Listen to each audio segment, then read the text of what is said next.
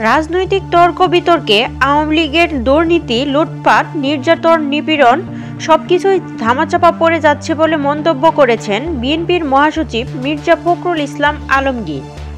আওয়ামী লীগের আমলে বিদ্যুৎ খাতে দুর্নীতি এবং অনিয়ম জনগণকে জানাতে বৃহস্পতিবার বেলা 11:30টার দিকে বিএনপির চেয়ারপারসন গুলশান কার্যালয়ের আয়োজিত এক সংবাদ সম্মেলনে এইসব মন্তব্য করেছেন তিনি আরও বলেছেন, আওয়ামী লীগ সরকার দুর্নীতির মাধ্যমে বিদ্যুৎ খাতকে অনিয়মের রাজ্যে পরিণত করেছিল, কিন্তু রাজনৈতিক তর্ক বিতর্কের কারণে সেই লুটপাট, দুর্নীতি, নির্যাতন, নিপীড়নগুলো পর্যায়ক্রমে ধামাচাপা পড়ে যাচ্ছে। ক্ষমতায় গেলে তাদের দুর্নীতি বন্ধের জন্য ব্যবস্থা নেওয়া হবে।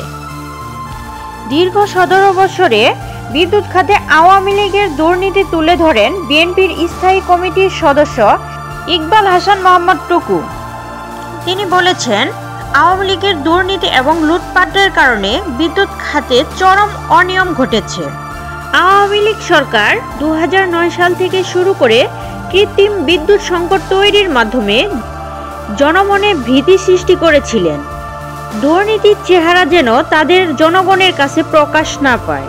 টুকু আরও বলেছেন, বিদ্যুৎ খাত থেকে দুর্নীতির টাকা বিদেশে পাচার করাই আওয়ামী লীগের মূল লক্ষ্য ছিল। বিদ্যুৎ খাতকে মূলত ব্যবসায়ী খাত বানিয়েছিলেন তারা।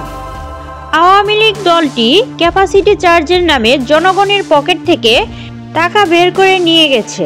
প্রিয় দর্শক, এতক্ষণ সাথে থাকার জন্য ধন্যবাদ।